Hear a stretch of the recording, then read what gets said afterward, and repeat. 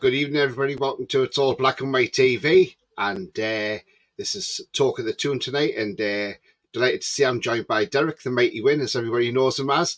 How are you, Derek? Top of the pops, Tony. Top of the pops. Good lad. Yeah. First debut on my channel, and thank you very much for coming on. Thank you Talking for about having Top me. of the Pops. Yeah, talking about Top of the Pops.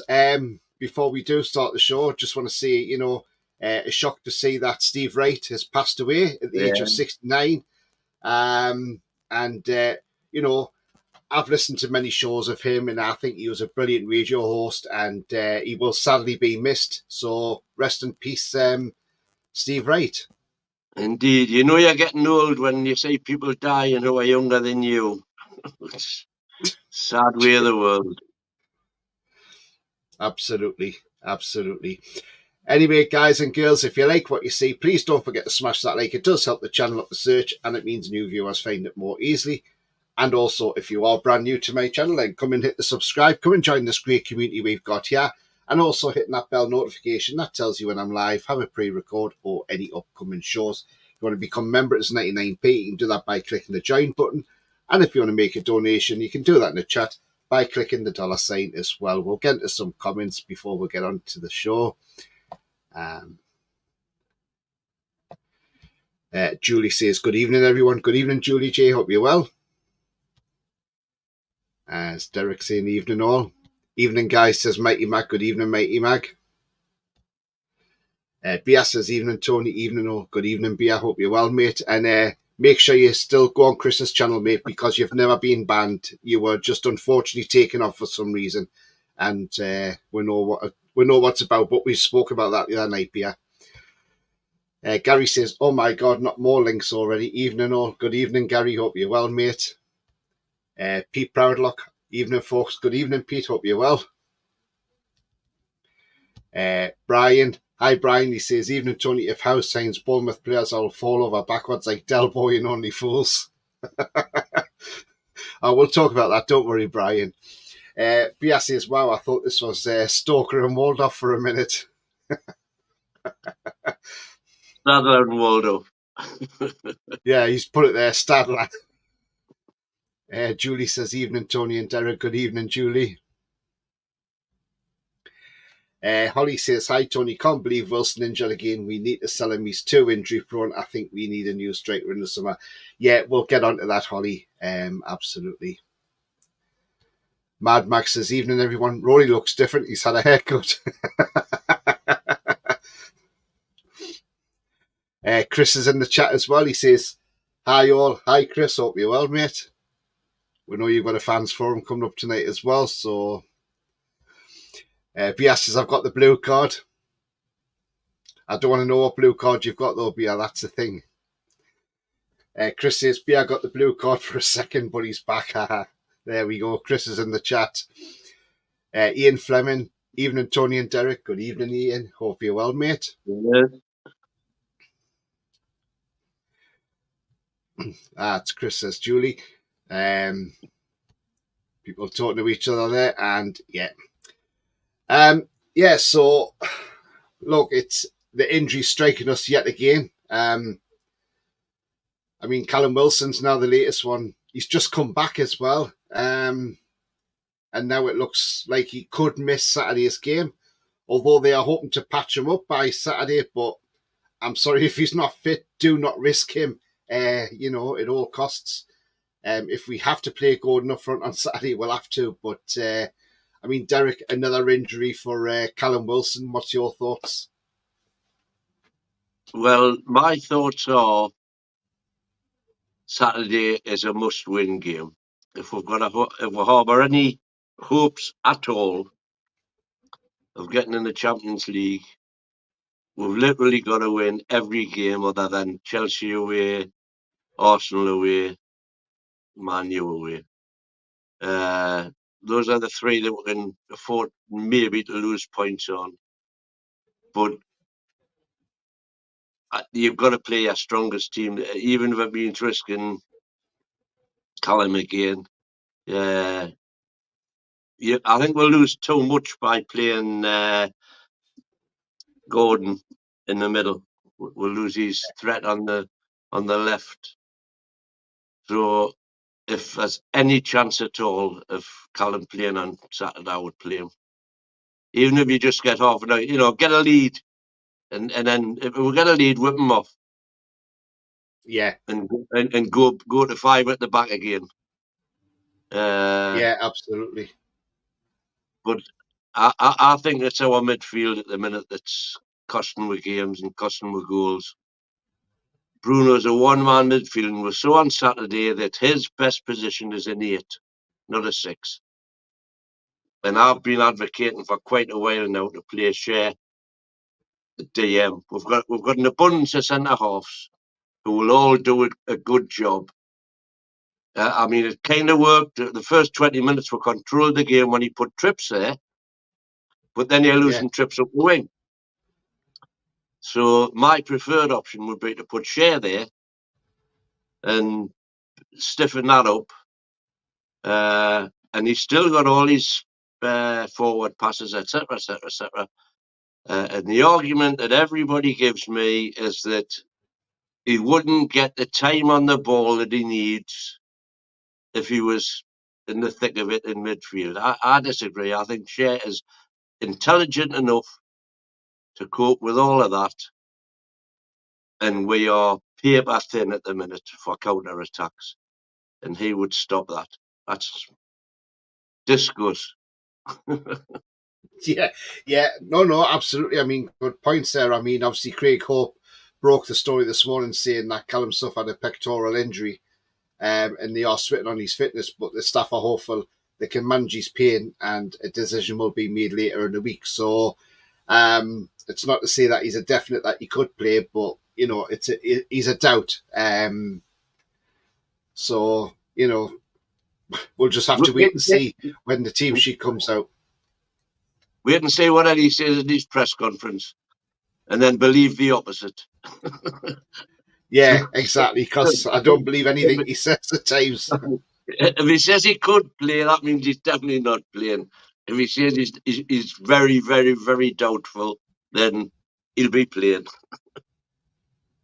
Yeah, absolutely. I mean, obviously not only Callum, but we know Jacob Murphy just stayed on the bench because he had a calf issue on Saturday in pre-match. So let's hope that's not serious for Jacob Murphy either,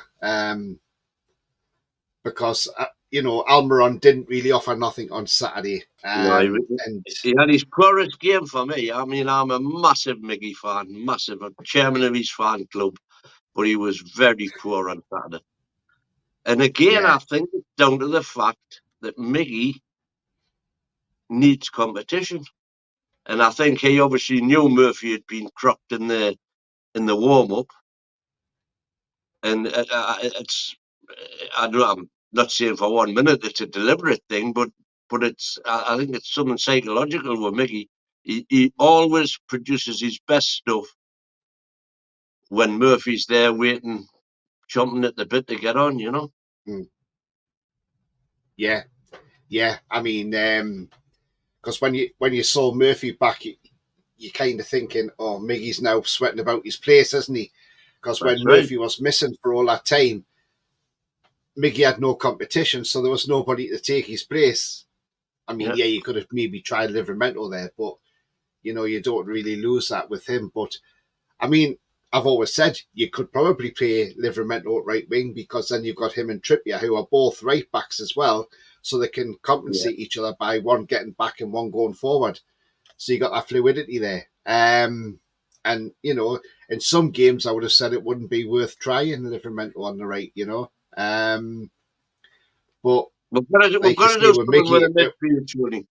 We've got to do something with the midfield because Longstaff in his current form, and again, I'm not a Longstaff slammer or whatever, but he hasn't been the same since he came back from injury. No, he hasn't. No, I totally agree with you on that one. I mean, he got 2 goals, but still, he got 2 goals against Luton, and it was probably his poorest performance. Obviously, the 2 goals elevated, but other than that, I know that sounds stupid saying other than that, he got 2 goals. But he missed one that was probably the easiest of the 3. And, mainly we're gonna end up ruining that kid. I think if he's but unless you make a change and put somebody else into there, they're the only 3 we've got. Willock, Joey, Linton, Anderson, all injured, and then you're talking about kids. Yeah. What I would love to see, I think Joe White will be on the bench on Saturday, and I would love to see we get a couple of goals up and give him a run out to see what he does, because I've got a pal who's a massive Crew Alexandra fan, and he says he was fantastic for them, although he did qualify that by saying he wasn't sure if he was ready for the Prem yet. But with the dire straits we're in, I mean, as I say, my much preferred option is to put one of our, even if Trips does it again, we've got to stiffen that midfield up, because just their Yeah. side of the halfway line, we're losing the battle. Yeah, absolutely. I mean, you look back at, like, obviously Joe White's been on loan at Crew who are in League Two. But if you remember, the last player we let on loan to League Two, he came back and he was player in the pre-season. He was the best player, in Newcastle's team, and that's Elliot Anderson. So, if he can go to League Two and smash it and then come back and go straight to Prem level, then there's nothing saying Joe White can't. He's young enough to learn. So, who knows? Well, Anderson wasn't League Two, of course. He was Bristol, but Yeah. it doesn't matter. The point was proven. He's had match. He's match fit. He's been playing in proper matches, and obviously they're going to improve for it. Yeah, and the thing is, League Two's not that easy either. So it's competitive in that league. People kick lumps out you and things like that. So it is competitive in there. Man up. You've got to, yeah. So maybe that's made him stand up and be counted. So I mean, who knows? But I mean, look, I would rather if Callum Wilson was 100% fit on Saturday and not like just say 60% fit.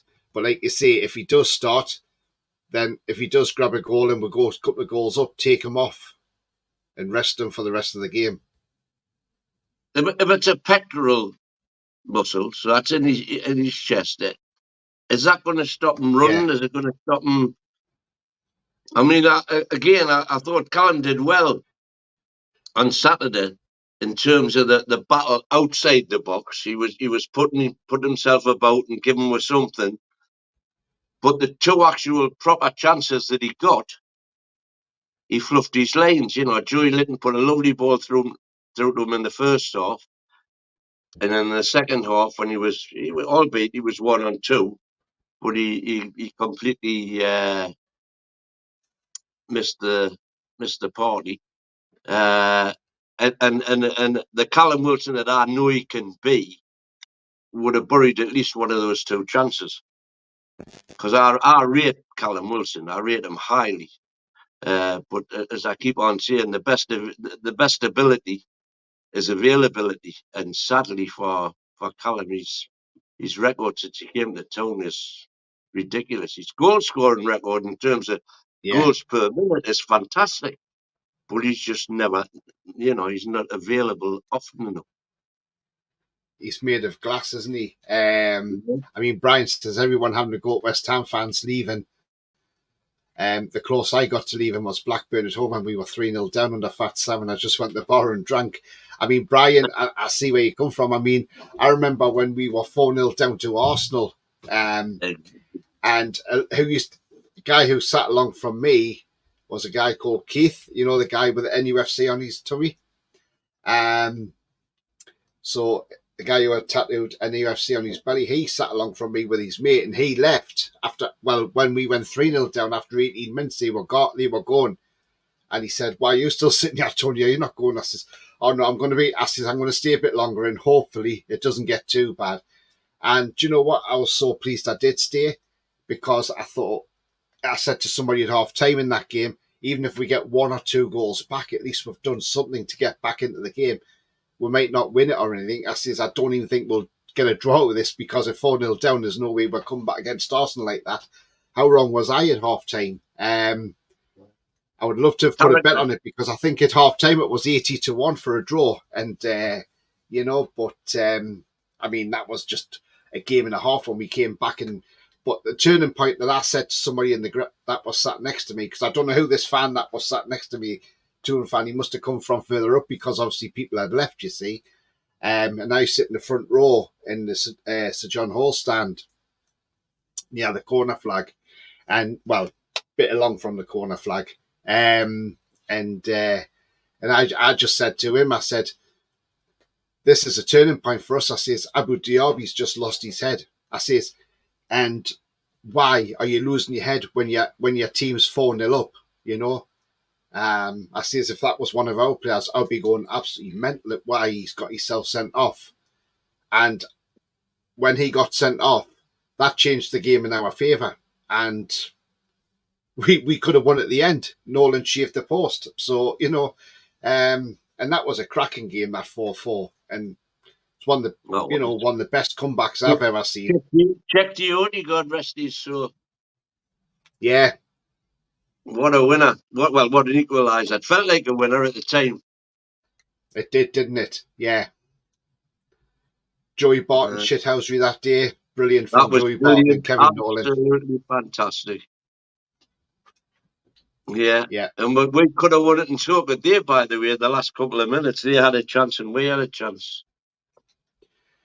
We should have probably won it because one of the Leon Best goals that was ruled off for offside was never offside. So, we could have probably won it. But, yeah, I was going to say, if we had VAR, then we'd be okay, but probably not. Although we did get, talking about VAR, we did get a bit of luck on Saturday because for me, that was a penalty all day. If that had been us and we hadn't been given a penalty, I'd have been screaming. Yeah. I mean, so that's one. We got one back up. Yeah. I mean, I said that was a penalty, and people have said to me, "Oh, it's not a penalty." And I said, "Well, of course it." And they said, "Well, he's gone into Dubravka." And I said, "No." I says, "Because if you watch it, Dubravka lifts his arm." I says he actually lifts his arm to stop. And one year jumping over him, because that's what one year was wanting to do, jump over him to get to the ball, to get it in the net. And Dubravka put his arm up, and even that was backed up by Dermot Gallagher on ref watch. I was going to say, I don't know if you saw ref watch, but there was one angle that they showed, and it was just blatant, really. Yeah. So we got out of jail with that one, but not before time. Yeah, absolutely. Ronald says we can beat Man United away. And we can beat anybody. Chelsea as well. Yeah. Absolutely, we can. But I think to have the run in that we could have, given the fixtures that we've now got, yeah, we need the midfield stiffened up, and we need one of the glass strikers to be available. Yeah, they're both glass at the moment, aren't they?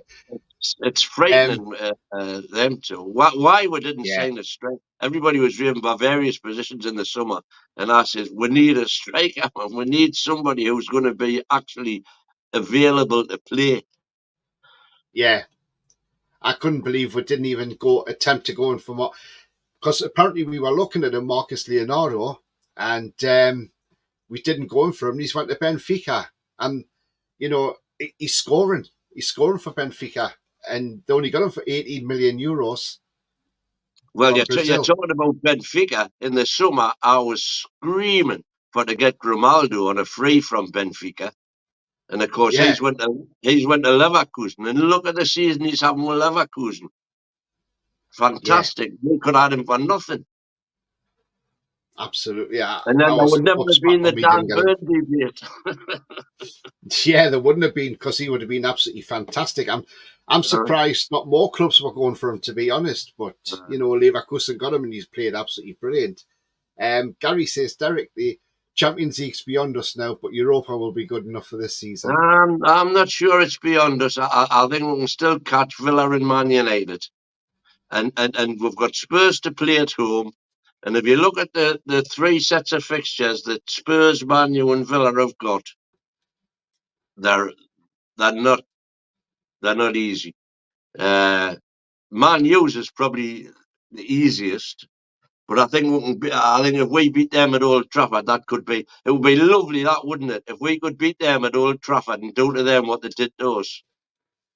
Yeah. Because that then becomes a 6-point swing, which is what we would have won the league if they hadn't beat us in James's Park. And we should have been 5-0 up at half time that game if Schmeichel hadn't had the game of his life and 30 players still has missed umpteen. And if we win that game, everybody goes on about the Blackburn game, the Liverpool 4-3, but the game that cost us the title that season was Man U at home. They won the league by 4 points. They took 6 off us. We win that game at St James's Park. We win the league by 2. Because they are 3 less and we are 3 more. And that's the one game. Everybody goes on about the Blackburn game and the Forest game and the 4-3 at Liverpool. But the one game that cost us the title that year was Man U at home. And we should have walked it. Schmeichel walked on water that day. Oh, didn't he just? What a game he had that day. And, Cantona getting the goal as well. And obviously. Bia says, share his DM. I put my dad in the home for this type of talk. What's that? Bia, he says, share as a DM. He says, I put my dad in a home for this type of talk.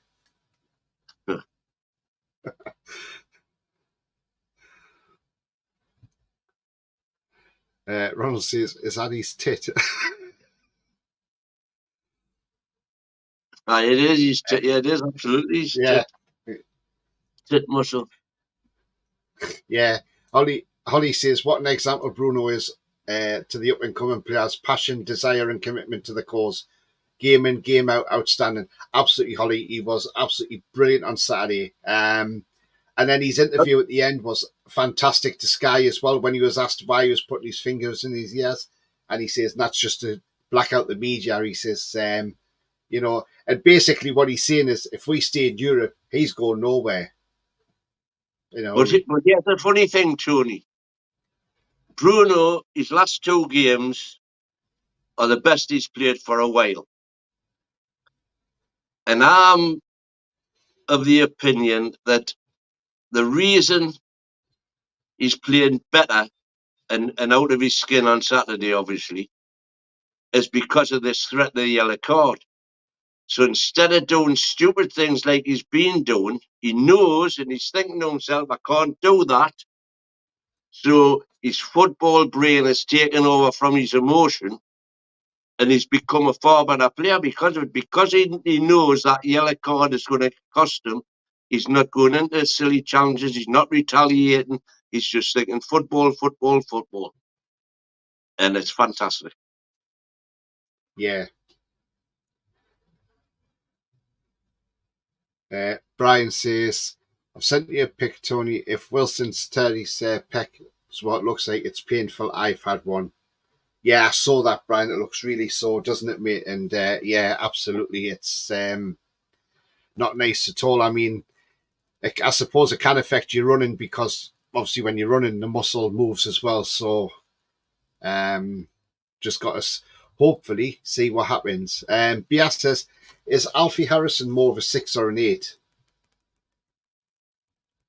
I think he's more of an 8, Alfie Harrison. Oh, absolutely, yeah, he's a forward. Yeah. Sadly, we've got that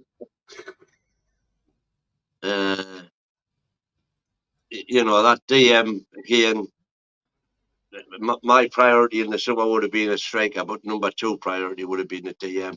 Everybody's going about Tonali when Tonali comes back. Tonali's never played DM in his life. No. Tonali's in it. Yeah, absolutely is. Yeah. Can't wait to see when Tonali comes back, because I think we'll see a different player, and because he won't have that pressure of the betting scandal hanging over him, and I think that's what was hanging over him, and I think that's why his performance has dropped. And did you think it was strange at all on Saturday? The crowd on Saturday, the most sung song in the stadium was the new Tonali song, Tonali Ole Ole Ole. Yeah, The midfield maestro from Milano, etc., etc. And I'm thinking that's strange, and it just kept on coming back and coming back and coming back. And I'm saying, it's even post match. when any of them were there, they're singing the Tonali song. I don't know, it's because it's just a new one, and they're all loving it. But it seemed strange when he wasn't even on the pitch. yeah, it was absolutely fantastic, wasn't it? And It was apparently fantastic, Tonali loves absolutely. it as well. So yeah, brilliant. Julie says Longstaff's definitely not on it this season. Agree with that. Yeah, absolutely, Julie.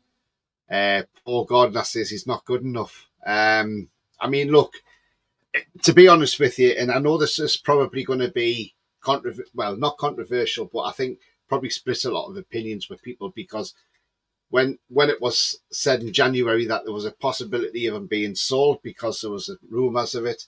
Now, I wouldn't be against it if he was sold in the summer. For the reason being is you get 100% profit on Longstaff, so it helps the FFP massively.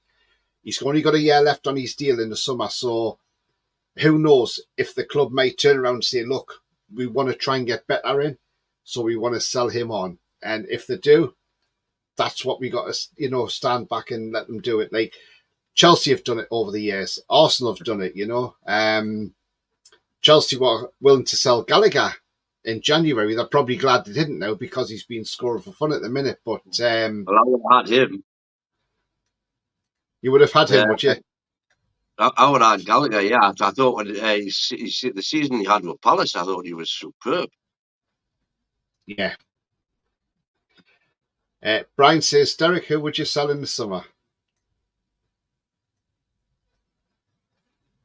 If FFP dictates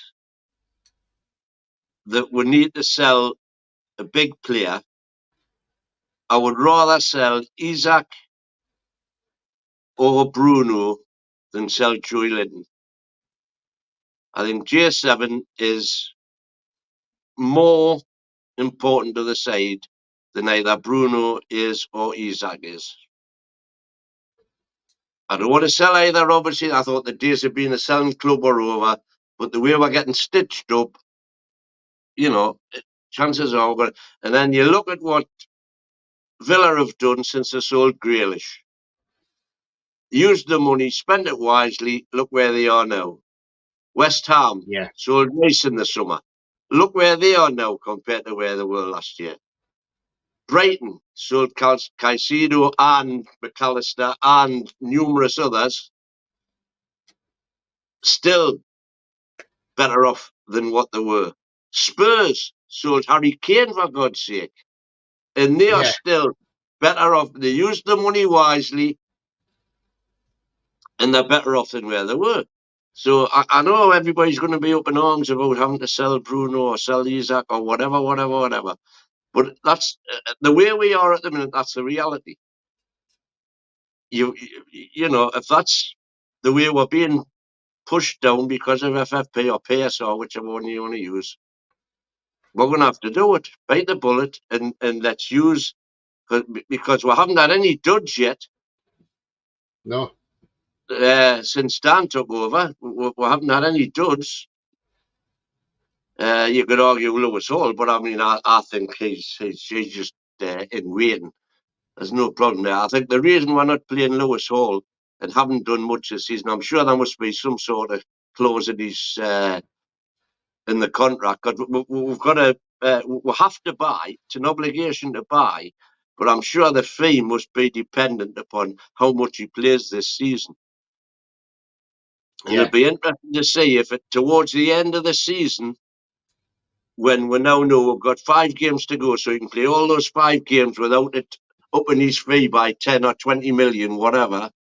All of a yeah. sudden, Lewis Hall suddenly starts playing games. But at the minute, they're rationing them so that, that fee doesn't go up to whatever it could be. I think you could be well right on that one. I don't know. I've got no inside info or nothing like that. That's just what I believe. Yeah, The narrative at the minute is that Eddie thinks he's not quite ready and he wants him to improve various areas. I'm not sure about that. I think he proved against Man U what he can do. yeah, But I'm sure it must be something to do with that. Because we've got to buy yeah, him, yeah. according We to have all to buy him. reports. We have to buy him, Yeah, and I think it must be the fee that's dependent upon. The phrase was performance related, so it must be the fee must be dependent upon the number of games he plays. I think. yeah. I think so too. Coffee says hi, Tony, Derek, and all. Hi to you, Coffee. Hope you're well, mate.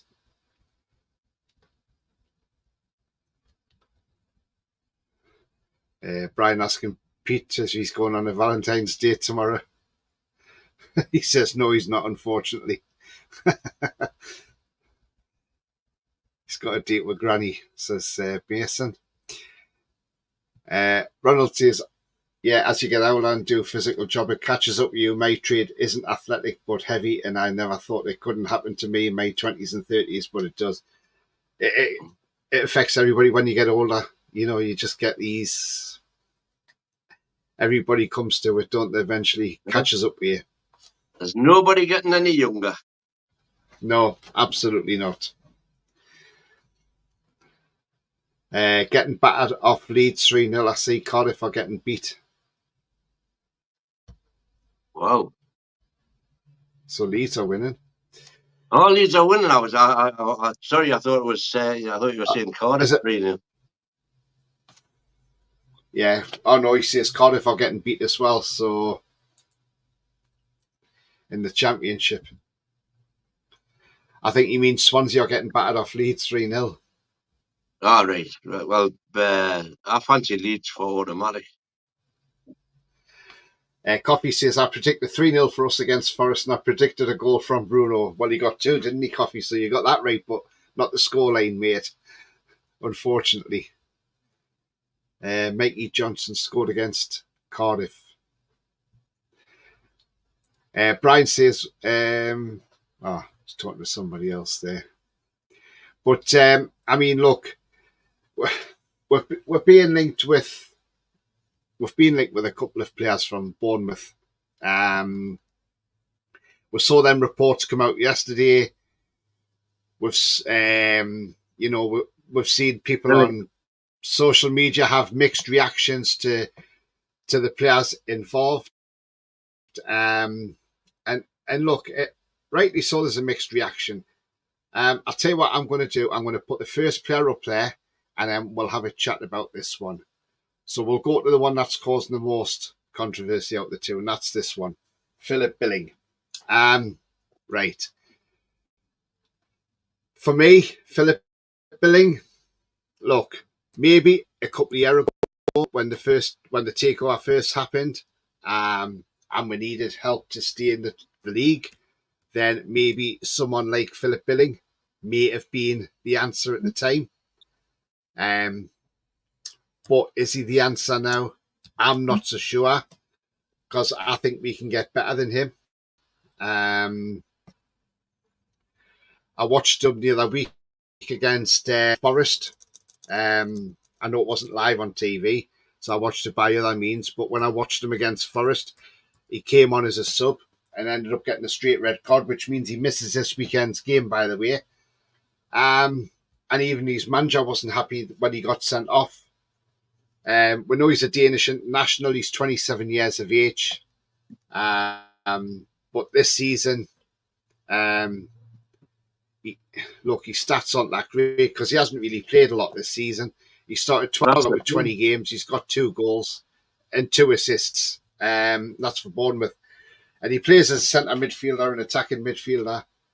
He's worth 23 million euros according to SofaScore. But look, to me, Billing, he's not for me. He's not what we need at Newcastle. If we want to be an elite club, we need to be looking at players better than Philip Billing, I'm afraid. What's your thoughts on Billing, Derek?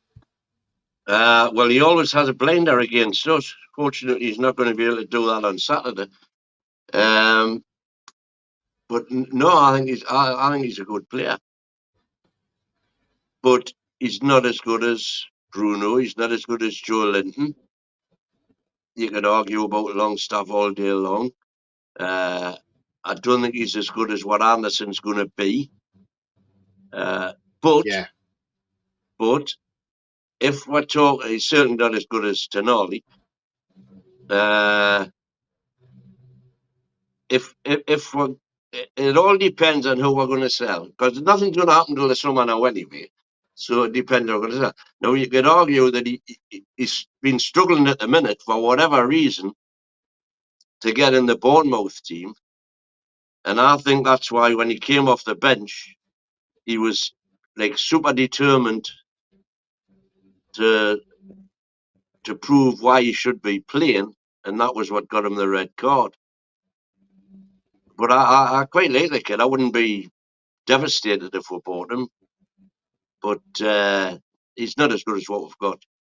And I think we should be spending our pennies on first team ready players who are better than what we've got at the minute, which then knocks the players we have got in the first team at the minute onto the bench, and we've got them to call upon. And yeah, buying for the future right now is not something we need to be doing, in my opinion. I think we should be buying players who are ready to go straight into that first team and do a job. yeah, absolutely. I mean, look, the thing is, the British market is expensive. I think we need to look abroad as well. We know Eddie likes these British-based players, but at the end of the day, it you go abroad, it's shopping's cheaper abroad than it is in the UK. So, um, and look, there's talent out there. It's just getting that talent in. But shopping abroad is always more of a risk than shopping at home. The Premier League is unique. I don't care what anybody says. To do it in the Prem is different to doing it in any other league, in my opinion. I know that sounds Yeah, elitist and whatever, but there's no easy games in the Premiership, none. Whereas in every other league, you've got probably a dozen games a season that any half decent team knows they're going to win. yeah, yeah, absolutely. Um, Coffee says, I want to beat Arsenal at the Emirates and then see their fans win again. Well, there you go. You see, I think we can be. If we've got anywhere near a full squad, I think we're capable of beating anybody, literally anybody. Uh, Yeah, but it's just, we've been absolute. People keep on saying, "Oh, you can't use injuries as an excuse," but we've been decimated this season, man. One after we the have. other after the other. We're doing fantastically this season. That people just don't take it. Yeah, but we have. We've been. I mean, this is just. I've never seen. I'm trying to think back. If I've ever seen a squad this decimated by injuries, and I can't think of it. I think this Well, is the worst we've I've had. never been a Newcastle squad decimated like this in my lifetime, ever. And when you think we're a minute away from last 16, we were a minute away from Champions League, Carabao Cup semi-final. You know, uh, we the season could have been so much better, and it's literally just going to the well far too many times with those players during those 10 games in 30 days. Just completely wrecked us. Yeah, it did. Um, I mean, I keep going back to that Milan game and thinking, if only we just held on for a draw, that would have done, because we would have been in the Europa League. You Well, know, that would have got to Europa. No, but we were 1-0. We were 1-0 up. we were. That was last 16.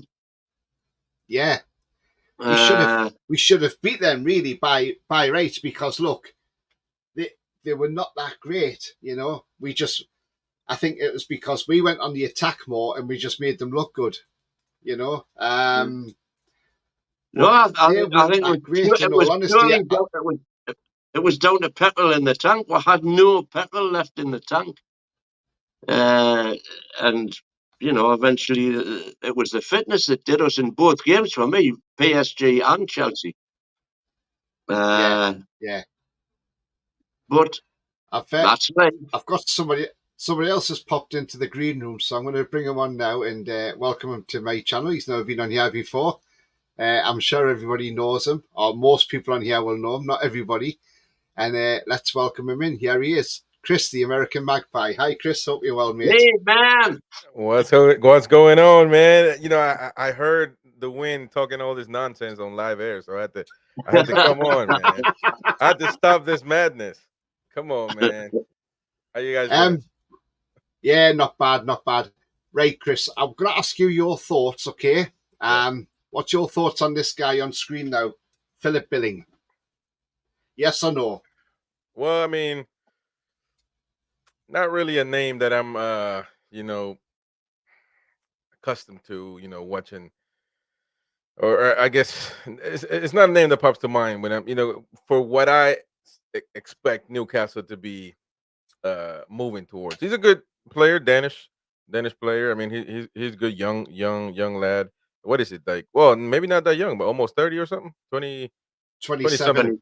Well, yes. So he's about the right age, but yeah. I mean, it could be an option. Could be an option. You know, I'm more looking for different names, but it's not going to happen overnight. What I want for the team, of course, and what most people want. But it's at some point you got to start. You got to start getting these stars. You got to start selling some stars as well. You know, it might just happen that we need to sell some big names for us to be able to, get bigger names later on down the line because of the FFP situation. Even though it looks like they might be making some changes, but yeah, we just got to be hopeful. But yeah, I mean, he's a good player. Look at you interrupting me already, man. Have some respect. What's going on, man? Yeah, it's yeah, but I mean, why not? At this point, we're pretty depleted, so why not get him in and see what he can do? Gibbs White is another one, that people are talking about.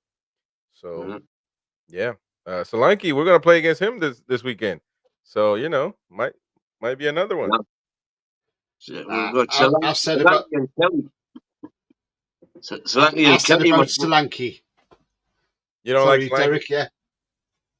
I'm saying Solanke and Kelly, we want to have a word with them in the tunnel on the way out and say, listen, kids, you could be playing Champions League for us next season. Just have a stinker. But I don't think did you say, did you not rate him, Tony? Or do you? Yeah. I mean, Solanke, look, yes, he's having a great season this season, but what's to say? I mean, not that anybody can buy him now. He's there till the end of the season, but you could buy him in the summer, say 50, 60 million quid, and next season he could be a total flop, and then you've lost all that money, you wasted it. Right.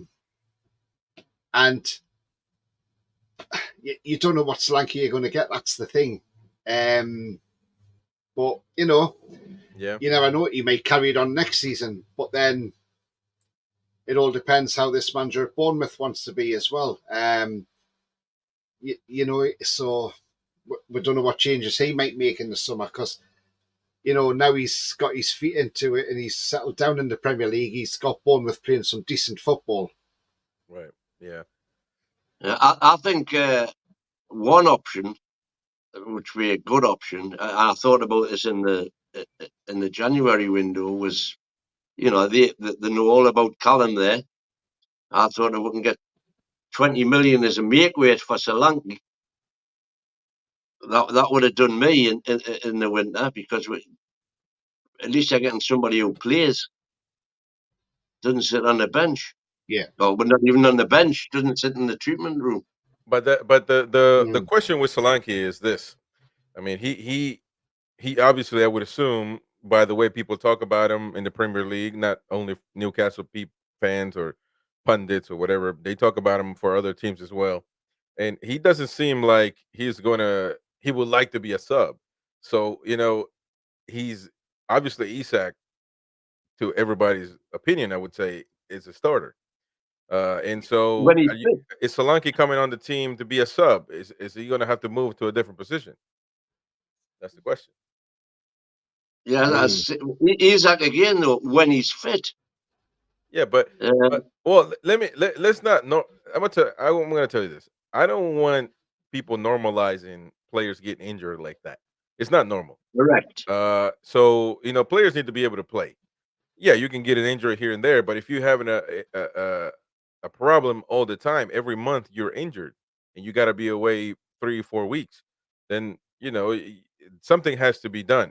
And listen, I love Isak, and I think on a good day he is the second best striker in the Premier League.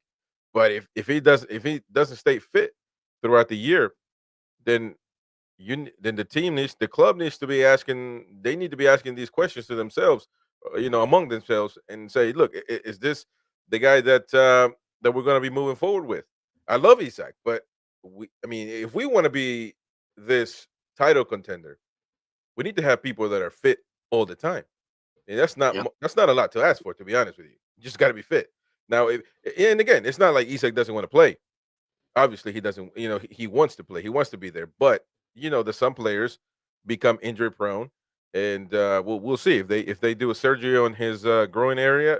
Maybe it fixes everything, and we don't have a problem. But right now he's having this thing over his head that people think he's made of glass, kind of like Callum Wilson. So yeah. Copy's just come out there and he said on Leeds Twitter admin, he's tweeted that Willie sticks it in after Ganonto scored. I cannot say that dude's name. How do you say it? Ganonto? Ganonto, however you pronounce Ganonto. it. Yeah, but wasn't he the lad that said, "I don't want to play for Leeds no more"? I want to be sold to another team or something. Wasn't that him? I didn't hear that.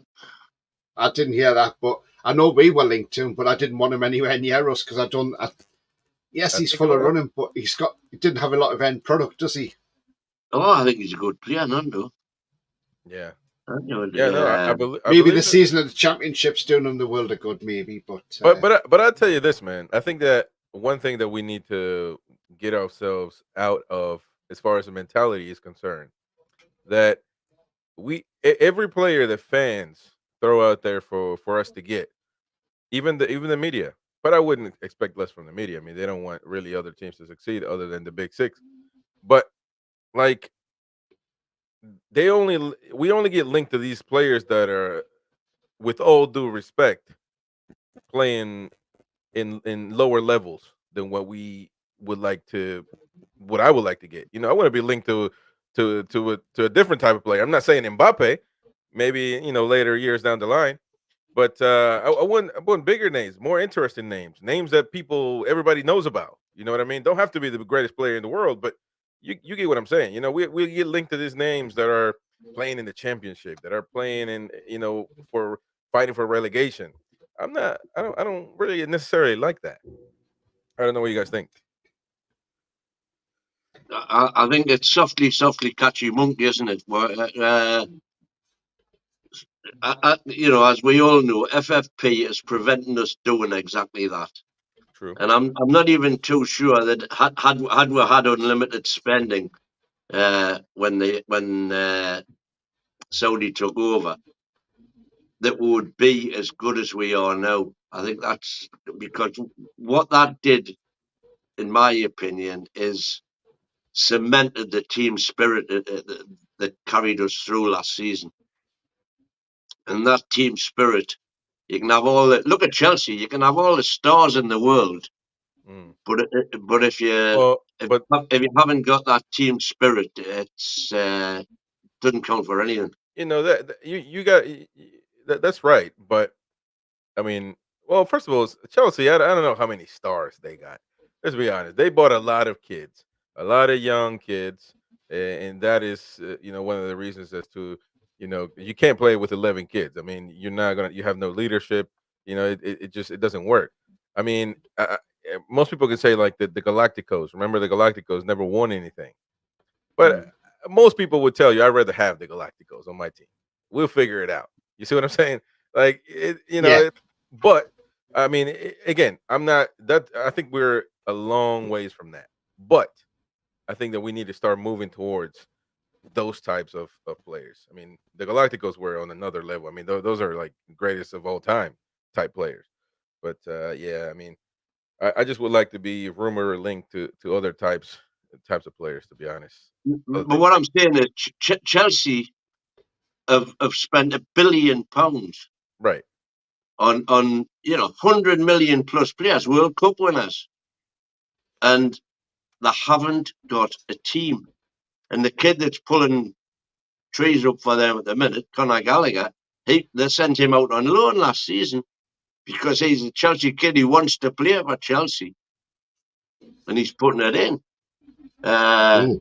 So yeah, have all the big stars, but let them come into a team where they know their place.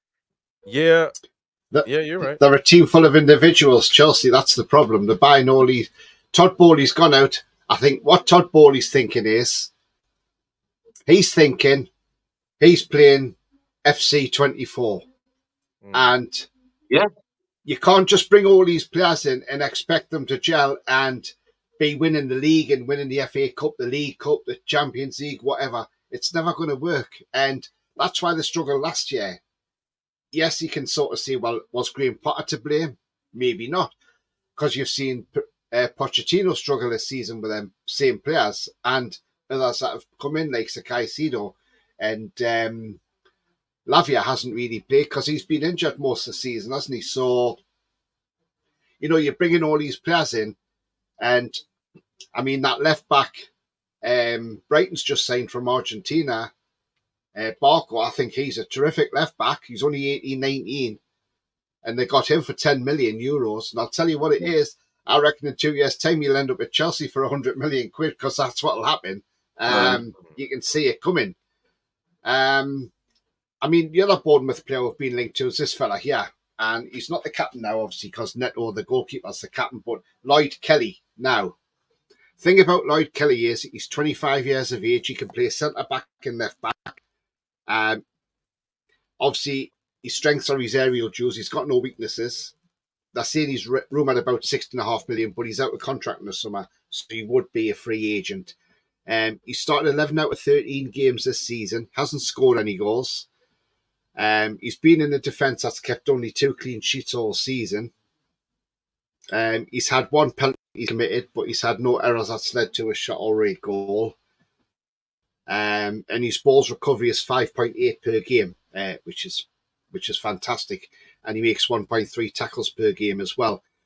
Now, there's other rumours with Lloyd Kelly at the moment as well that Juventus and Milan also keeping their eye on him as well, and knowing that they could actually sign him on a pre-contract agreement now because it's a club abroad, so they could come in now and say, "Do you want to sign in the summer?" And there's nothing anybody can do about it. If it was for strength and depth, like the strength in the left back side or the centre halves, then yes, I would be all for this. One, he's a free agent, so you're not paying out a transfer fee for him. Yes, you have to pay a sign-on fee, but and then you just got to do his wages. So technically, that helps your FFP as well. Now, a lot of people might say, "Oh, I don't want him anywhere near the club," and I'm not saying he may come anywhere near the club. It might just be rumours, and that's all I'm dismissing it as at the moment. Rumours. The only sign when I see them stand there with a black and white scarf above their heads with their shirt on when they've signed. But Lloyd Kelly, I mean, look, he's not a bad player. And if Juventus and Milan are looking at him, there's something there. I'll come to you first, Derek. Lloyd Kelly, yes or no, and your reasons why. To be perfectly honest, Tony, I don't know a lot about him. I haven't. He's not someone that's ever caught me eye when I've watched all the Bournemouth games. So I can't really. But as you say, if you, in fact, I've had a look at what's FBref say about him. Let's have a look.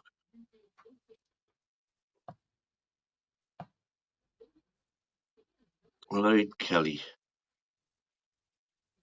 Man, we ain't got all day to be wait for you to figure out how to work a PC, man. No sense. Lloyd Kelly. Oh, Mr. Nello. There you go. Lloyd Kelly, Bournemouth. I mean, they signed him from Bristol City I mean, 5 years ago for 15 million. He's at the top of the tree, 99 percentile for clearances, 79 for aerials won, but nothing in the rest of those stats that put him above halfway in the top 5 leagues. So looking at those stats, if we were playing Moneyball, I'd be saying not for me. But I honestly don't know enough about the kid to make a valued opinion. The first I heard about it was I think it was the beginning of the week when the rumours first started coming. Yeah. What I would say is if he's good enough for Eddie, he's good enough for me, and Eddie seems to know. How long's he been at Bournemouth? Let's have a look. Eddie Howe signed him. Eddie Howe signed him. Well, there you go. So, well, from Bristol City for 15 million. In Eddie we trust. If Eddie thinks he's good enough for me. And obviously Jason Tyndall know how he works as well. So yeah. Chris, your thoughts, Lloyd Kelly? I like it. I mean, again, it's kind of a guess, really. How he's gonna perform, but I like it. He's a center back, plays a lot on the defense on the left side. Throughout the season, he's played there, and good size, really good size for a center back. 25 years old, still young, left-footed. Again, like you said, he's free, and so you can alternate some positions. I mean, this guy seems to have a better pace than than Byrne, but again, I mean, it's a name. It's a squad player, to be honest with you. I don't know that he would start really. I think that Eddie is pretty made it clear that Botman and Shar are going to be his starters, and then Lascelles is still in the squad, so he probably he will be that option. But if you get a player like this to the team, I'm sure he would give him minutes, to kind of earn a spot. But yeah, why not? I mean, we need depth, so I would take him in. Again, he's free, so he doesn't get injured. No. Oh, great injury record. Oh God, no injuries, in fact, to speak of. No injuries, so man. that's one good thing. As I say, I haven't seen a lot of him, but if he's good enough already, good enough for me. I mean, I think Lascelles will be off in the summer. Maybe that's what they're looking at, a replacement for Lascelles, because I think he'll be off in the summer because they're saying Besiktas will come in and offer him a contract because he's out of contract. Because apparently he wanted to move in January, but Newcastle wouldn't let him go free. They wanted 3 million for him, and that's why Joe Worrell went from Forest to Besiktas on loan at the end of the season. Did they not sign Worrell from Forest instead of? Yeah, but they reckon they're going to come back and sort it out with Lascelles because they offered his family a house and everything. So they've, apparently Lascelles really wanted that move. Oh, well. I mean, Bias saying there about Todd Bowley saying he's pays mega wages, no incentive to play, just sit on the backsides collecting money. Mudrick contract's ridiculous. Yeah, he is. I mean, look, I don't really rate this guy, Mudrick. I think he's just all he is. He's full of running, you know. If you put Mudrick and Miggy of last season together, Miggy's a better player than Mudrick is. And even Jamie O'Hara said it the other week on Sky. And he pulled no punches. He turned around, he said, 70 million for Mudrick. He says, I wouldn't pay £7 for him. And he's absolutely right, though, isn't he? I'm just looking here as well. Kelly's only on 30 grand a week. Yeah, so it would be a massive wage increase. Contract expires June 24, and he's on 30 grand a week. So he'll certainly get a payday coming here. Yeah, absolutely. Thanks, Joe Litton. He's been a member for a month. Bia says, I know his mother, Lorraine Kelly. Steak Bia. He's great, Bia, isn't he? Kelly's a squad player. We've got to get away from buying squad players. We've got to buy players who are first team ready, who are going to knock our current first team players onto the bench. There we go. I like that. Look at you, man. You're finally getting there. You're hanging around me too much. No, enough on you, man. Because you would have won 11 Jordys playing out there. You know you would. Well, funny enough, back in the day when Sir John Hall was there. Oh my God! That's what he wanted. Back in the day. Yeah, well, and bear in mind at the time, we had Pavel, who was a Geordie anyway, but we had Watson, Elliott, Howie, Clark, and I suggested then that instead of spending, of course, we had Shearer, so I suggested then instead of going out and spending all the money, do an Athletic Bilbao and only have Geordies playing for the team. And I would love to have seen that given a shot. Because then everybody who's on the team, when the match is finished, they've got to go home and face the music to everybody around them. Their family, their friends, if they have a stinker, they'll be told about it because they're not told any punches. And I thought that would have been a great idea just to see how it worked. Yeah, it wouldn't have worked. I would just bust your bubble. Billy the Fish says, do you think in the summer we'll look to bulk up the squad with sensible signings or go for 2 or 3 high-profile players? That's a very good question, Billy. You know, nobody knows how the club are going, but I am going to throw something into the mix here because this is surfaced again today. Well, in fact, this evening, there's more rumours coming out about this again. And it concerns a striker. Yes, so you've heard it, yeah, it is a striker. Now, we're not saying it's going to be a definite sign in the summer. It's the one I would love to see come into the club because I think he's got a talent. There he is on screen. It's Jonathan David of Lille. Now,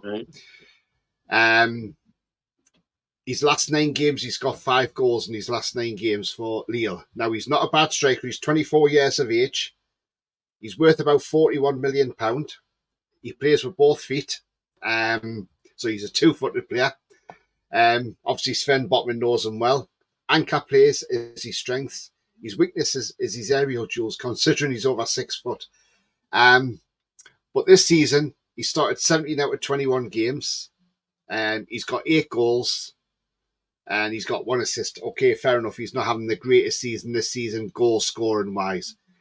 But if I go to his game against Clermont on the 4th of February, in that game he played 83 minutes. He got 2 goals. His expected XG in that game was 1.5, so he exceeded that. He had 5 shots on target, 1 off target. So obviously scored with his 2 of his 5 shots on target. 1 out of 3 dribble attempts was successful. He missed 1 big chance. He had 27 touches of the ball, 8 out of 12 accurate passes. He made 1 key pass.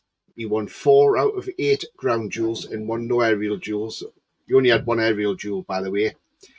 He lost possession 7 times. He made 1 foul and he was fouled twice. but he made a tackle and he dribbled past as well. So, and he got an 8.8 rating for that one when Lille beat Clermont 4-0. I mean, he played against Paris Saint-Germain the other day. He got a 6.8 for that game. But he only played 23 minutes and he had 14 touches of the ball. So for some reason he was a substitute. But I mean, look, he's not a bad striker. He's got a talent there. Canadian international. Again, he'd be suited to the Premier League. Man U and Aston Villa looked at him in January. And we've always been linked with him this summer, this season. So again, if it's one that comes through in the summer, I would gladly take him. At 24 years of age, you can sell Wilson. He's near the same age as, him and Isak are similar age. And you've got two young strikers there. I'll come to you first, Chris. Jonathan David.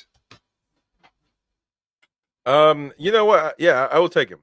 I will take him because I think that Wilson, you can't have two strikers that don't stay healthy.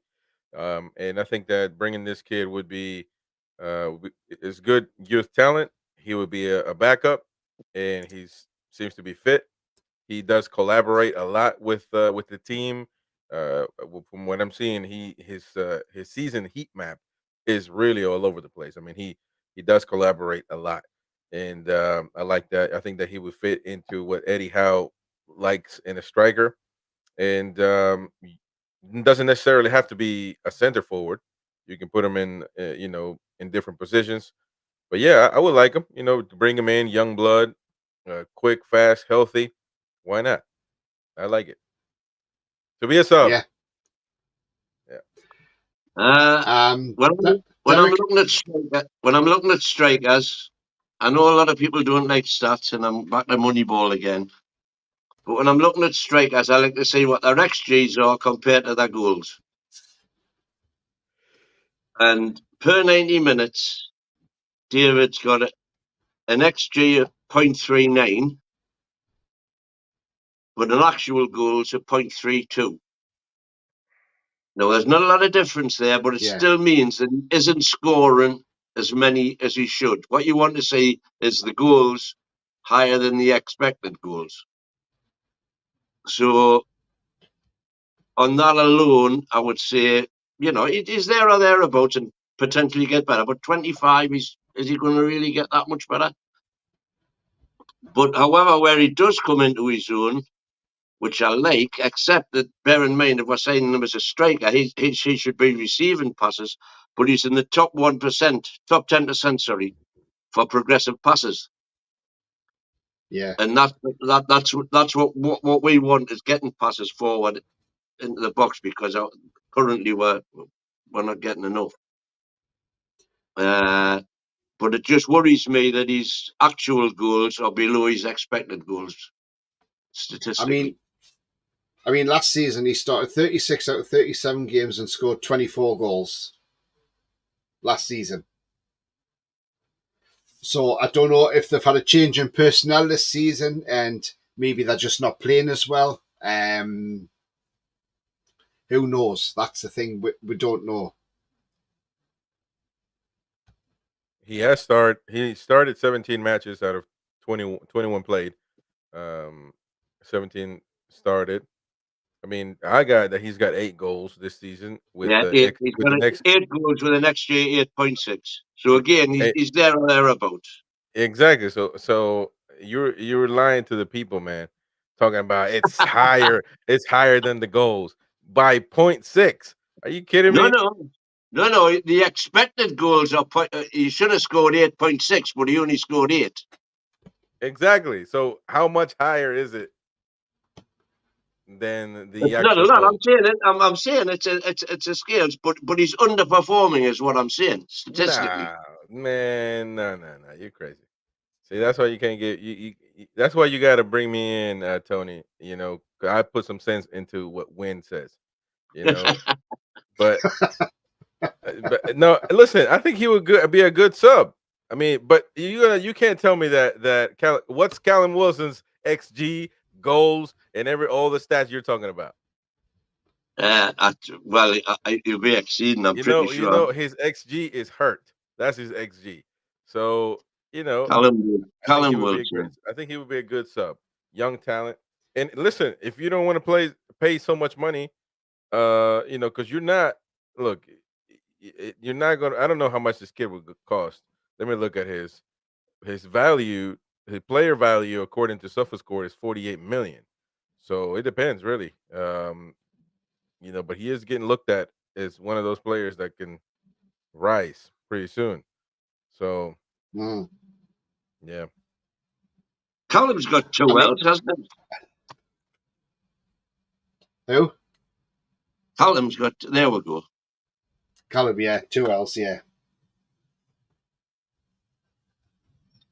So this season, Callum's XG 7.2 and he scored 7. It's about the same. You got to say the same thing about him, and he hasn't been available. Competition.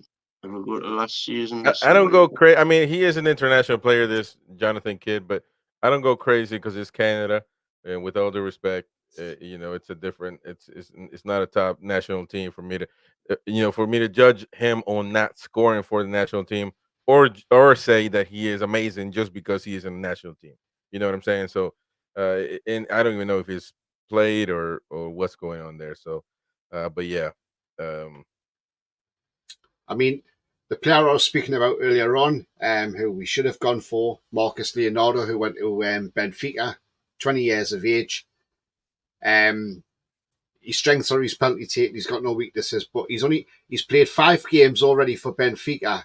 He hasn't started a game for them, but he scored 3 goals from the bench. So that's a young player who's 20 years of age. Give him another season in the Premier League in Portugal, and he'll be flying next season, I reckon.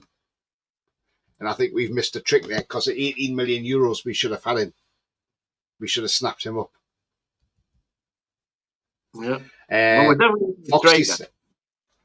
Yeah.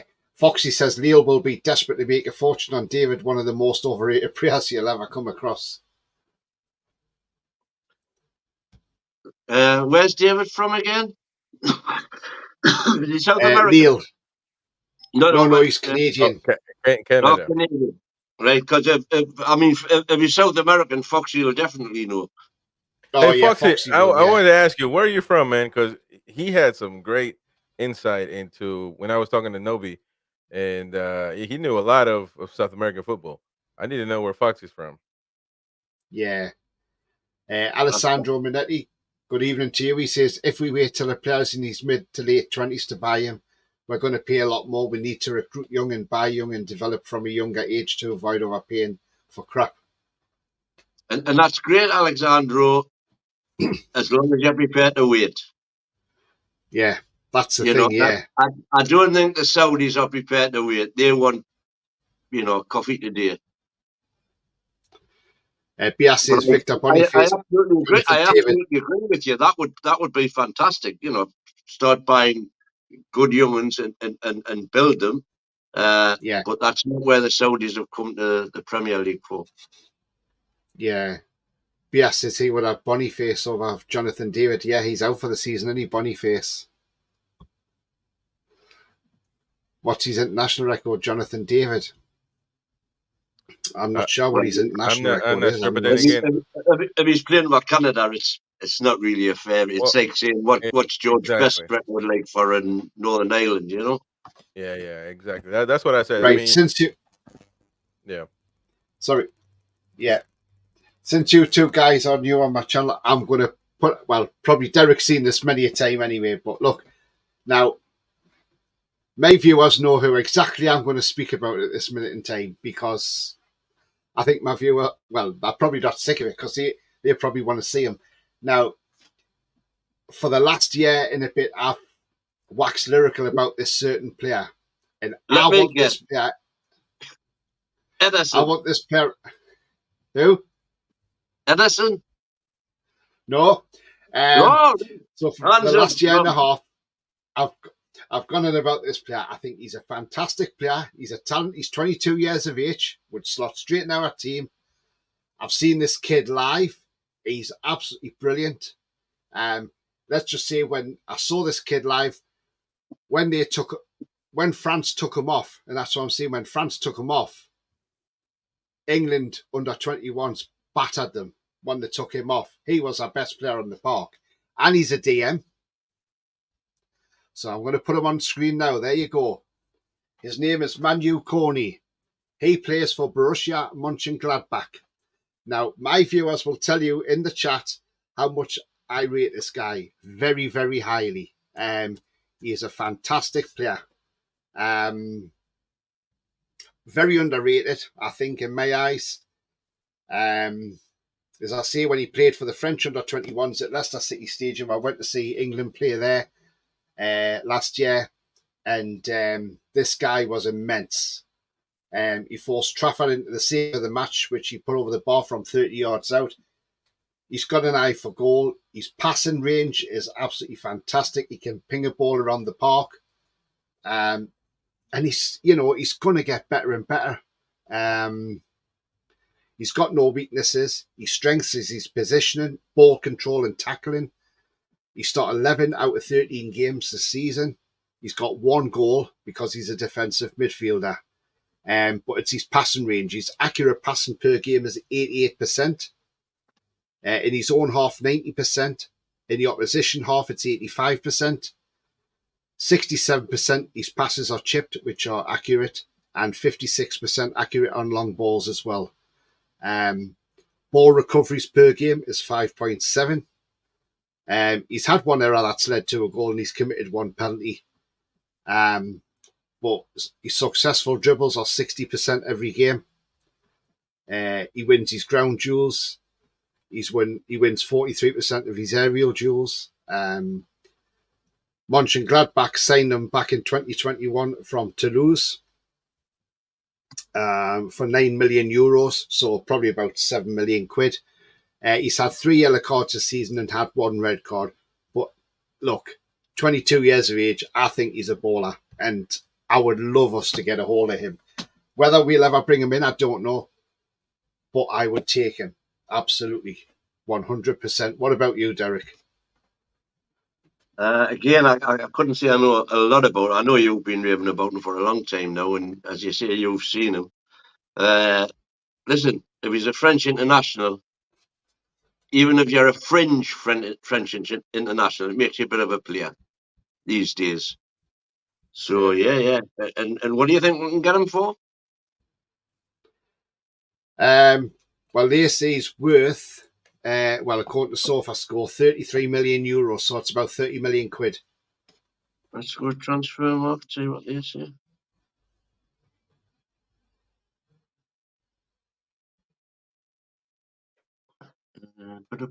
Carry on. Yeah. But yeah, I mean, look, I think this kid's great. But the only problem I think is, does Eddie really want a number 6? And that's my issue. Does Eddie want a number 6? Yep, that is the question. And the same thing with other teams right now.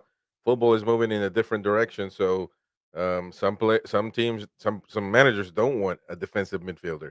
I think it's always needed, though. I don't believe in that nonsense of attacking 24/7. I think you need to have some balance in the middle. And this kid, he seems to be all over the place. So I like it. 22 years old. His heat map, I love it, because the heat map, I like the heat map because it tells you exactly where he's been playing all season. And he has Yeah. literally covered almost the whole pitch, and that's what you want from your defensive midfielder. And so, if we can ever get somebody like an N'Golo Kante, I would kill for that.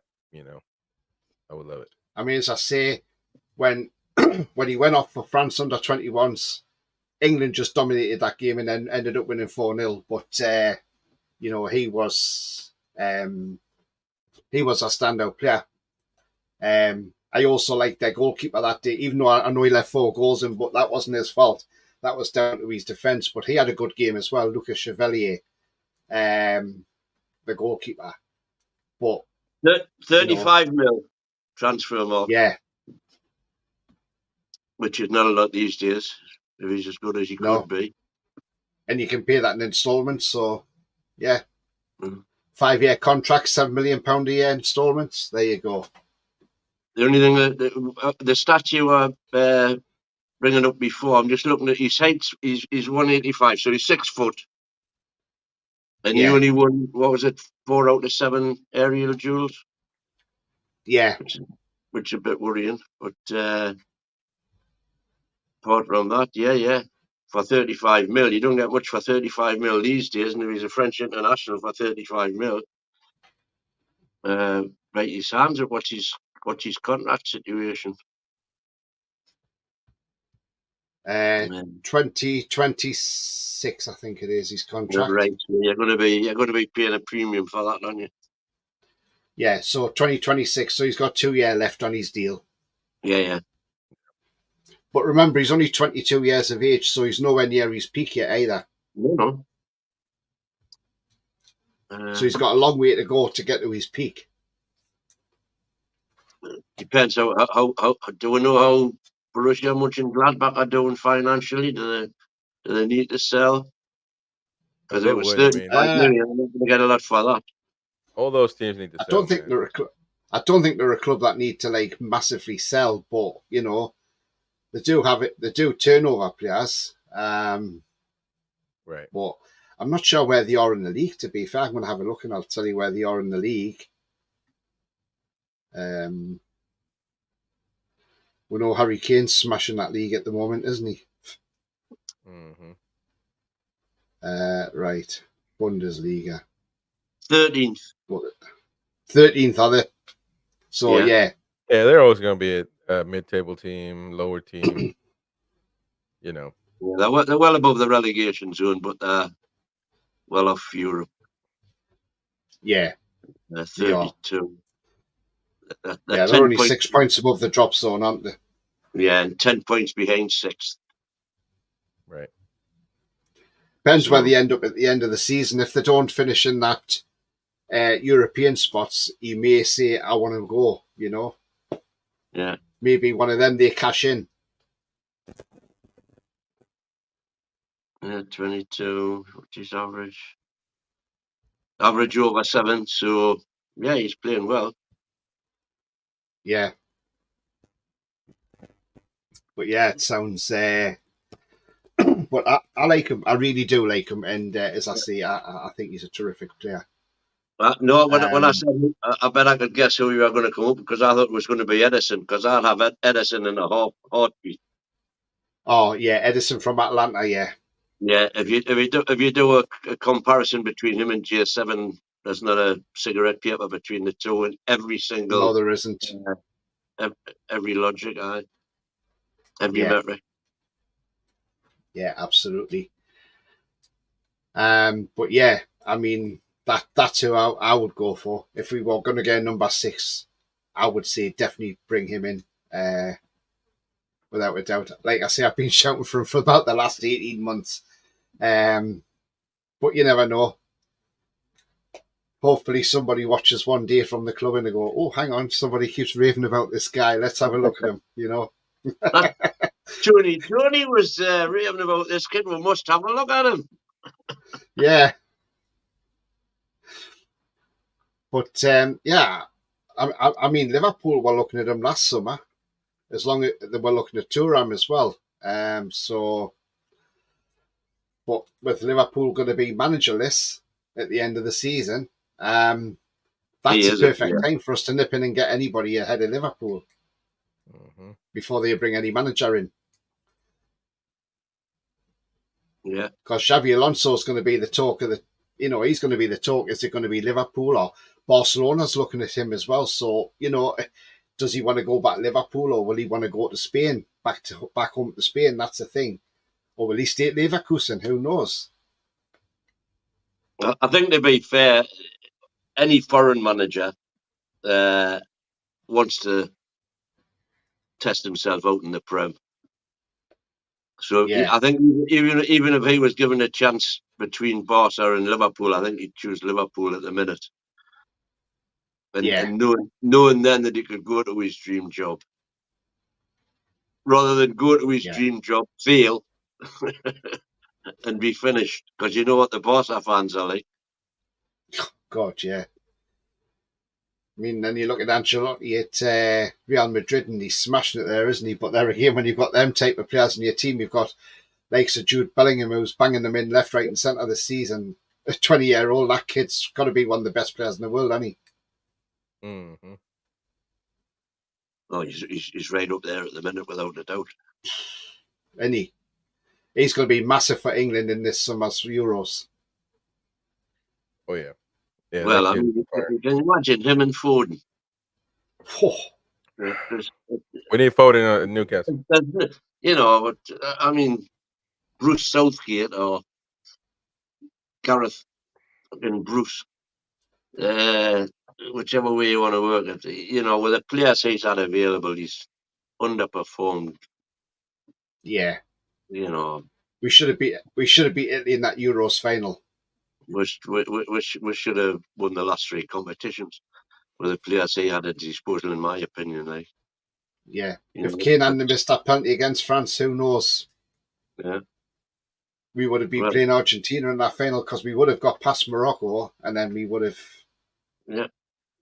Yep. What if the two most useless words in the English language, if only, should always be replaced by next time. Never say if only, say next time. Yeah. Foxy says Andre was rumoured to Premier teams in the window, but somehow still a Fluminense, the best number 6 available for a reasonable fee.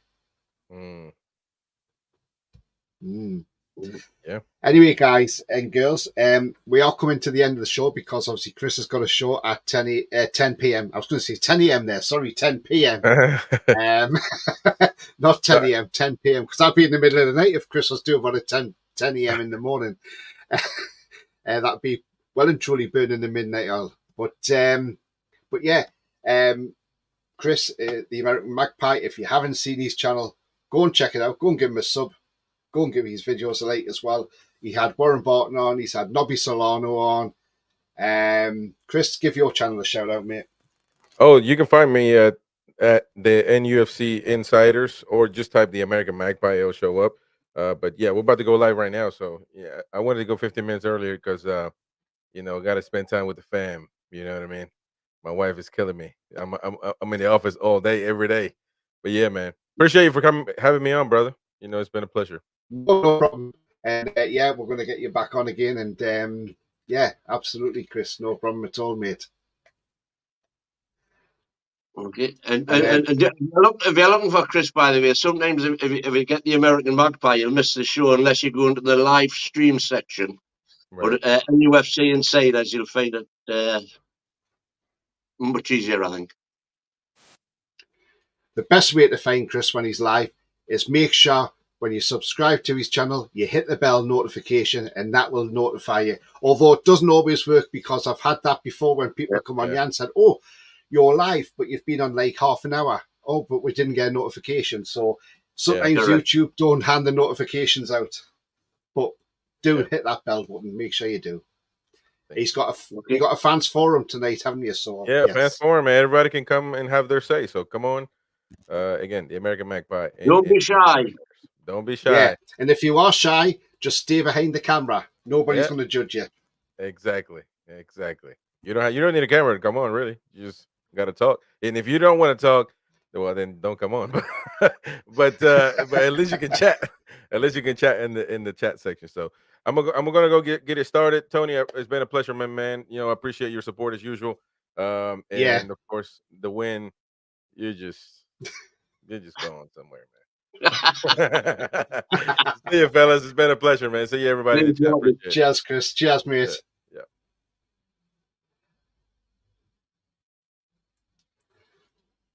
And there he was gone. And that's him gone, yes. That's Chris gone. He's gone off to go and sort himself out and get sorted for his show starting in just less than 10 minutes. So, just over 10 minutes, sorry.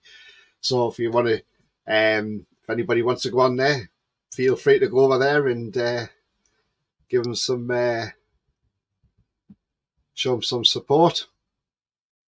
Absolutely. Coffee says, bye, Tony, Derek, Chris, and all. Goodbye to you, Coffee. Thought Kane's penalty was in space, says Julie. Chris has cracking shows he does, Mighty Mag, absolutely. Ian says, bye, everyone. Goodbye, Ian. Hope you see you later, mate. Good night, everyone, and take care. You too, Julie. Take care, everyone. You too, Gary. I get the notifications after the shows. Yeah, it's probably about right, Coffee, with YouTube at the moment. Well, Tony, I don't always get them.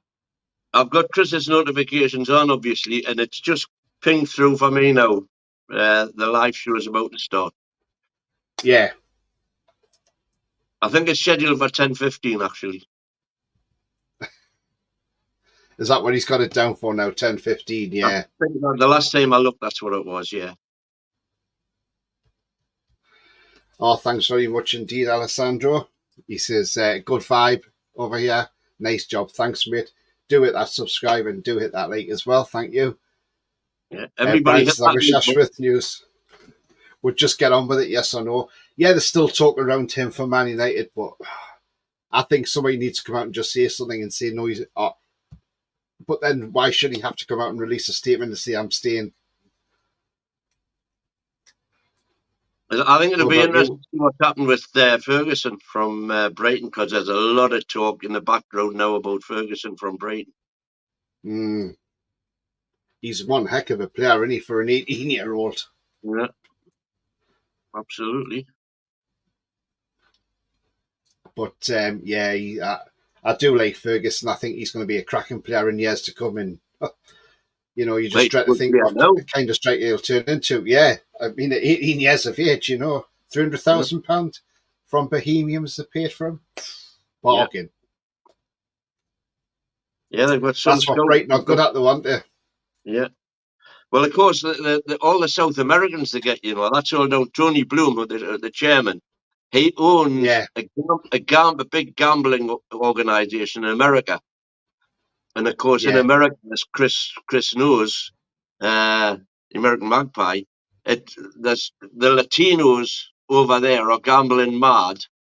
So they want to gamble on the Ecuadorian leagues, Colombian leagues, Brazilian leagues, Argentinian leagues, etc., etc., etc. So in order to make money, Bloom's betting company needs to be ahead of the curve. So they've got umpteen statisticians and experts on all of those individual leagues who are working so that the betting company keeps on making profit when they're setting the odds. And of course, that gives Bloom all the inside information on all these kids that are coming through in the South American leagues. So I bet his statisticians are nearly as good as Foxy. Oh, I bet they are, yeah. I bet they are. Absolutely. So we'll let you lovely people in the chat go. See if you're going to go on Chris's show, then let you get yourselves sorted out. If you just want to get yourselves a cup of tea, whatever you're having, or drink, or whatever you're having to drink. But yeah, it's been a great show tonight, and I'll definitely have Derek on again, that's for sure. But if you have liked what you see, please do smash that like. It does help the channel. And also, if you are brand new to the channel, come and smash the subscribe and be part of this great community. And hitting that bell does tell you when we're live, have a pre-record or any upcoming shows. But as I say, sometimes it doesn't. So don't shoot me, shoot you for that.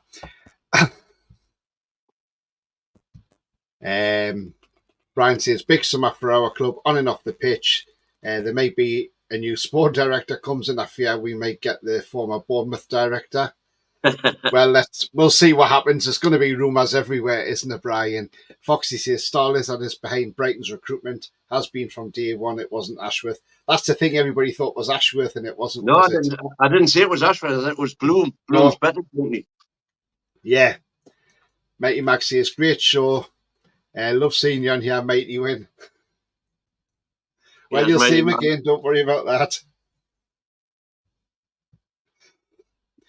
But it's been great, and thanks for coming on as well, Derek. My pleasure. It's been a brilliant night. Yeah. But as I always say, guys, remember, always love to talk about the Toon. absolutely. But as I always say, remember the future's bright. The future is definitely black and white. And it's bye-bye from me. Bye-bye from me. Away the lads. Away the lads.